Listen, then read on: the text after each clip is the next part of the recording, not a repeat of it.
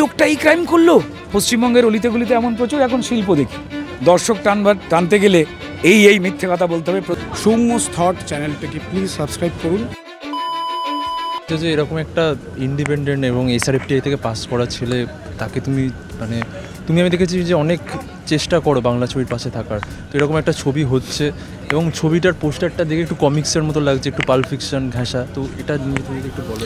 দেখি, pulp fiction কথাটা আমাদের বাঙালি যারা রোজের চেনা দর্শক রয়েছে তাদের অনেকেই জানা নয়। কেমন খুব সহজ কথায় বলতে গেলে, অপরাধী যখন অপরাধ করে সে তার মধ্যে ক্রাইম খুঁজে পায় না, অপরাধ খুঁজে পায় না, খারাপ কোনো কিছু খুঁজে পায় না। এটাই যেন তার কাছে হাসি মুখে করা একটা কাজ।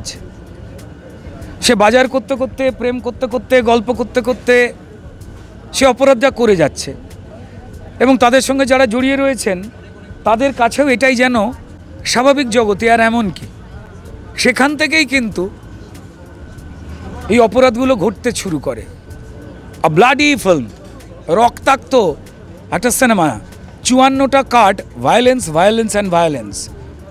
যে দৃশ্যে অভিনয় করতে গিয়ে নিজেদেরও শিউরে যেতে হয়েছিল। খুব স্বাভাবিক কারণেই আমাদের ভারতীয় সেন্সর বোর্ড তাদের নিয়ম অনুযায়ী যতটা ভায়োলেন্স অ্যালাউ করা যায় সেই পরিমাপটাকে মাথায় রেখেই কিন্তু সেই কাটসগুলো দিয়েছেন এবং আমাদের সিনেমা অবশেষে মুক্তির পথে। 54টা কাটের পরও এটা অ্যাডাল্ট ফিল্মই রয়ে গেছে। দেখুন, অ্যাডাল্ট শুধুমাত্র যৌন দৃশ্য, পাকে গালাগাল দিল ইত্যাদি প্রভৃতির জন্য হয় না। ভায়োলেন্সের জন্য যারা দুর্বল চিত্ত, যারা শিশুদের এই সিনেমাটা নয়। যদিও শিশু দিবসের সময়তেই প্রায় এই সিনেমাটা আসছে, শিশুদের নিয়ে যাবার এই সিনেমা নয়। যারা প্রাপ্ত মনস্ক এবং প্রাপ্তবয়স্ক মানুষ তাদের এই সিনেমা ভালো লাগবে এবং তারা আমাদের সমাজে অলিতে গলিতে যে বিস্মিত করে দেওয়ার মতো ঘটনাগুলো ঘটে, এই লোকটা এই ক্রাইম করলো, ওই অপরাধে জড়িয়ে, এ তো আমরা রেগুলার দেখতে পাচ্ছি। ঠিক যে চরিত্রগুলোকে অন্যান্য সিনেমা দেখাতে ভুলে যায় ব্যস্ততার জন্য, জয়ব্রত তাদের জড়ো করে দিয়েছে এই সিনেমায়। অর্থাৎ আমাদের যারা দর্শক হবেন তারা খবরের কাগজের পাতা উল্টাবার মতো করেই ঠিক এই সিনেমাটিতে চেনা চেনা চরিত্রগুলো যেগুলো লোকালিটিতে ঘুরে বেড়ায় তাদের দিয়ে কিভাবে বিশ্বাসঘাতকতার গল্প, রক্তাক্ত গল্প, শিল্পের মতো করে অপরাধ যখন প্রায় একটা ছাত্রছাত্রী বই লিখে ফেলে তখন যেন মনে হয় যে এটা একাডেমি, আর academy of fine arts, fine art শিল্প যেমন হয় ঠিক তেমনই পশ্চিমবঙ্গের অলিতে গলিতে এমন প্রচুর এখন শিল্প দেখি, বিভিন্ন রকমের চুরি জোচ্চুরি ক্রাইমের শিল্প। এটাও তো একটা শিল্প। সেই কথা অন্যান্য সিনেমায় বলা হয়নি, এখানেও বলা হয়েছে যে গল্পগুলো বাংলার চেনা অপরাধের গল্পের মধ্যে রয়েছে, কিন্তু অচেনা চরিত্ররা ঘটিয়েছে, যে এরা রোজের অপরাধী নয়। তো দ্যাট ইজ দ্য ইউনিকনেস। আমি জয়ব্রত দাস এবং তার টিমকে ধন্যবাদ জানাবো এসআরএফটিআইকে ধন্যবাদ জানাবো। খুব কঠিনভাবে তৈরি হওয়া এই সিনেমাটার সময় শুরুর দিকে যদি প্রমোদ ফিল্মস না এগিয়ে আসতো তো তাহলে হয়তো মুক্তির পথ আমরা দেখতে পেতাম না। তোমাকে যেভাবে দেখা যাচ্ছে হাতে বন্দুক, আমার একটা ছবির কথা মনে পড়ে যাচ্ছে, তোমারই ছবি অভিরূপ ঘোষের কে সিক্রেটাই। দেখো, নতুন বন্দুক, গুলি, প্রেম, এ তো 6 কোটি ছবিতে দেখা গেছে। তাহলে 6 কোটি ছবি 6টা একই রকম নয় কেন? নিশ্চয়ই আলাদা কোনো কারণ আছে। আর দিস ইজ পাল্প ফিকশন, তার মানে বুঝতেই পারছো খুব স্বাভাবিক কারণে। আর বাকি যে গুলি বন্দুকের রক্তাক্ত হবার যে গল্পগুলো তার থেকে আলাদা। শুধু এটা বলতেই পারি যেই গল্পের পেনের কালিটা কালো ছিল না, লাল ছিল, যেটা অন্য সিনেমাগুলোর ক্ষেত্রে হয় না। আর মানুষ কতটা এরকম পাল্প ফিকশন তো খুব একটা দেখা যায় না। অভিরূপ ঘোষ অনেক চেষ্টা করে এরকম দেখেছে এরকম জনরাতে। তোমার কি মনে হচ্ছে 2025-এ দাঁড়িয়ে কিছুটা কি বদলেছে মানুষের চিন্তা? না, দেখুন, অডিয়েন্স পাল্টেছে। অডিয়েন্স কি চাইছে সেই অনুযায়ী আমাদের এক একটা করে খাবার পরিবেশন করে দেখতে হবে যে সে তার মন এই খাবারটা খেতে চাইছে কিনা। এটা তো মনের খাবার। শুরু করে থেমে গেলে হবে না। এবং তার প্রচার বা প্রমোশনে যেমন মিডিয়া সাহায্য করে, শুধু মিডিয়া এই খবরগুলো নিজে চলবার জন্য করে তা তো নয়, যাতে মানুষের কাছে বার্তাগুলো পৌঁছয়, খবর জানান দেওয়াটা মিডিয়ার একটা দায়িত্বের মধ্যে পড়ে। এটা কাজ নয়।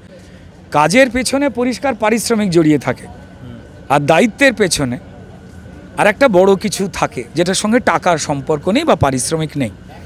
ঠিক তেমনটাই সত্যজিৎ রায় ফিল্ম ইনস্টিটিউটের মতো এত বড় একটা প্রতিষ্ঠান থেকে পাস আউট ছেলে জয়ব্রত যখন এই সাবজেক্টটা নিচ্ছে, এবং আমাদের এতগুলো অভিনেতা অভিনেত্রী যাদের অভিনয় নিয়ে নিন্দেমন্দ করতে খুব একটা কাউকে শোনা যায়নি, এখানে যারাই রয়েছেন, তো তারাও নিশ্চয়ই একটা কোনো দায়িত্ববোধের জায়গা থেকে রেমুনারেশন কতটা কম বেশি না তাকিয়ে এই গল্পটাকে সবাই মিলে শেষ করতে হবেই। তো এই তাগিদ তো এমনি তৈরি হয় না। তবে মনে হয় যে আমাদের দর্শকদের আমাদের ভালো কাজ করবার ক্ষেত্রে একটা করে আগ্রহ বা ইচ্ছা রয়েছে, তারা আমাদের ফলো রাখেন, তাই তারা আসবেন। আবার বলছি, তবে এই গল্প একদম স্পষ্টভাবে বাচ্চা বা শিশুদের জন্য নয়, দুর্বল চিত্ত যারা, তাদের না এলে ভালো হয়। আমার একটা লাস্ট প্রশ্ন, তোমার একটা লাস্ট যে ছবিটা বেরিয়েছে ধূমকেতু, তোমার চরিত্রটা নিয়ে প্রশংসা হয়েছিল এবং তোমার সাথে যখন ইন্টারভিউ হয়েছিল বলেছিলে যে রুমাল রেডি রাখতে, চোখে জল পড়বে, সত্যি পড়েছে। কি মনে হচ্ছে যে এতটা এক্সপেকটেশন? দেখুন, ধূমকেতু নিয়ে তার মানে প্রমাণিত হলো যে আমি কোনো মিথ্যে কথা বলি না তোমাদের ইন্টারভিউতে। ধূমকেতু টু কি আসার কোনো মানে? দেখো, সেটা এন্টায়ারলি পরিষ্কার যারা প্রযোজক রয়েছেন তাদের ব্যাপার। রানা সরকার, দেব, তারা এই প্রযোজনার সঙ্গে জড়িয়ে, তারা বলতে পারবেন। বাকি পরিচালক তো বলেই দিয়েছিলেন একদম প্রথমেই যে আমার পেন কলম রেডি আর আমি লিখে দিয়েছি কাহিনী অসমাপ্ত। তো ফলত আমরা আমাদের মতো করে রেডি রয়েছি, বাকিটা প্রযোজকের কলের ব্যাপার রয়েছে। তো যাই হোক, সেই সিনেমাটা নিয়ে যখন কোনো বাড়তি আবেগ বা বাড়তি মিথ্যে কথা বলিনি, মিথ্যে কথাই বলিনি, এবং লোকের সত্যি চোখ ভিজে গেছে। এবং আমার দেবের যে কম্বিনেশন, সেটা একটা বড়োভাবে সেলিব্রেটেড হয়েছেন, দর্শক সেটাকে এনজয় করেছে। চোখে মানে কষ্ট পাওয়াটাও তো কোথাও একটা এনজয় সিনেমা হলে গিয়ে, কারণ সত্যি না হয়েও কোনো কিছুকে সত্যির মতো মনে করে। এখানে একজন অ্যাক্টরের প্রাপ্তি। তো একসঙ্গে আমি দেব, কৌশিক দা তো করেইছি কনস্ট্যান্ট। হ্যাঁ, করতে হয়েছিল, এটা অডিয়েন্সের ডিমান্ড ছিল, ওইভাবে হাঁটাটা খুব কঠিন। তো যাই হোক, এই সিনেমার ক্ষেত্রেও বলতে পারি যে এই সিনেমা নিয়ে একটা কোনো বাড়তি লাইন দর্শক টানতে গেলে এই মিথ্যে কথা বলতে হবে, প্রযোজক পরিচালক কেউ শিখিয়ে দেয়নি।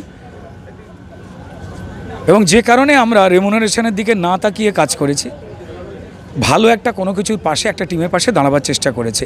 14 নভেম্বর আসছে the academy of fine arts, অপরাধের পাঠশালা। আসুন দেখুন, কিন্তু এখান থেকে কোনো পাঠ নেবেন না অপরাধের, এটা আমরা জানি।